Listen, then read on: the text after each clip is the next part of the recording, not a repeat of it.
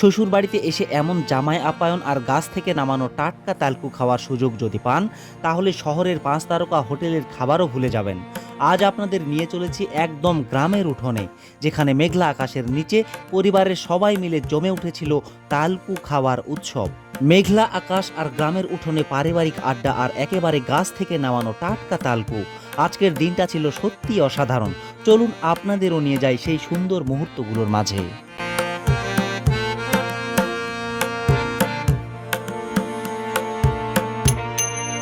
আসসালামু আলাইকুম বন্ধুরা, welcome to just Amin new blog. আশা করি সবাই খুব বেশি ভালো আছেন। আজকের আকাশটা ছিল বেশ মেঘলা, মাঝে মাঝে ঠান্ডা বাতাস বইছিল, আর এমন আবহাওয়ায় ঘরে বসে থাকতে একদমই মন চাইছিল না। তাই আমি আর আমার ছোট্ট মেয়ে আদিবা বের হয়ে পড়লাম গ্রামের তাল গাছের দিকে। শুনেছিলাম আজ তাল নামানো হবে, তাই ভাবলাম টাটকা তালকু খাওয়ার সুযোগটা হাতছাড়া করা মোটেও যাবে না।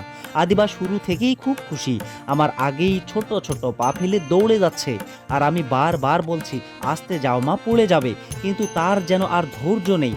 তাল খাওয়ার আনন্দে সে একেবারে উচ্ছ্বসিত। গ্রামের মাটির রাস্তা দিয়ে হাঁটতে হাঁটতে আমরা পৌঁছে গেলাম তাল গাছের নিচে। চারপাশের পরিবেশটা ছিল সত্যি মনোমুগ্ধকর। মাথার উপরে মেঘলা আকাশ, চারদিকে সবুজ প্রকৃতি আর হালকা বাতাস, সব মিলিয়ে অসাধারণ একটা অনুভূতি। কিন্তু সেখানে গিয়ে দেখি একটু দেরি হয়ে গেছে। রশিদ লগি দিয়ে তার আগে তাল নামিয়ে ফেলেছে, কাঁধে করে তাল নিয়ে আসছে বাড়ির দিকে। আমাদের দেখে সে হাসতে হাসতে বলল, ভাই এত দেরি করে ফেললেন কেন? আমরা তো তাল নামিয়েই ফেলেছি, চলেন বাড়িতে একসাথে বসে তাল খাই। কিন্তু আদিবার মন তো আর মানছেই না। সে জিদ ধরে বসেছে যে তাল কিভাবে নামানো হয় সেটা দেখবে। তাল গাছের কাছে গিয়ে দেখি তার সুবেল মামা তাল কাটছে। আদিবাকে দেখে সে খুব খুশি হলো, আর প্রথম তালকুটাই ছোট্ট আদিবার হাতে তুলে দিল উপহার হিসেবে।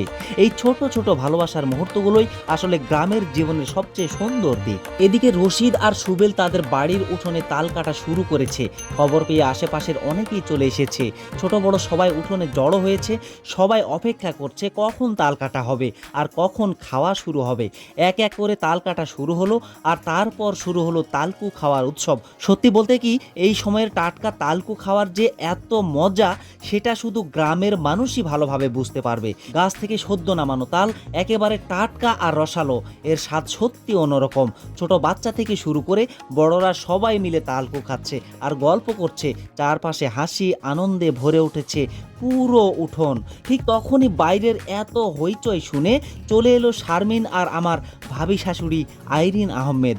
বাইরে এসে তো তারা অবাক, সবাই মিলে তালকু খাচ্ছে অথচ তাদের ডাক দেওয়া হয়নি ভেবে একটু অভিমানও করলো। আমি হেসে বললাম, তোমাদের তো অনেকক্ষণ ধরেই ডাকা হচ্ছে, তোমরাই তো আসতে দেরি করেছো, তারপরও তোমাদের জন্য আলাদা করে রাখা হয়েছে। এরপর তারাও আমাদের সাথে যোগ দিল। সুবেল আর রশিদ তখনও তাল কেটেই যাচ্ছে আর সবাইকে খাওয়াচ্ছে। এর মাঝেই ভাবি শাশুড়ি আইরিন আহমেদ নিজ হাতে আমাকে তালকু খাইয়ে দিলেন। আহা, কি যে শান্তি লাগছিল। মনে মনে ভাবলাম, শ্বশুর বাড়িতে যদি এমন আন্তরিক মানুষ থাকে তাহলে জামাইয়ের আর কোনো চিন্তাই থাকে না।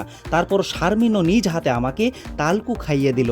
ননদ আর ভাবির মধ্যে এত সুন্দর সম্পর্ক আর মিল দেখে সত্যি ভালো লাগছিল। আর জামাই হিসেবে এমন আপ্যায়ন তো একেবারে বোনাস।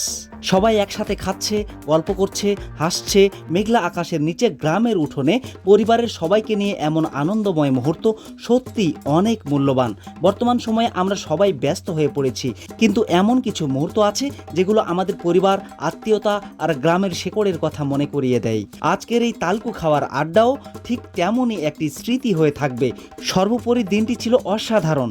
পরিবারের সবাই মিলে হাসি আনন্দে কাটানো এই মুহূর্তগুলোই জীবনের প্রকৃত সম্পদ। বন্ধুরা, ভিডিওটি যদি আপনাদের ভালো লেগে থাকে তাহলে একটি লাইক, কমেন্ট ও ফলো করে পাশে থাকবেন। সবাই ভালো থাকুন, সুস্থ থাকুন। আল্লাহ হাফেজ।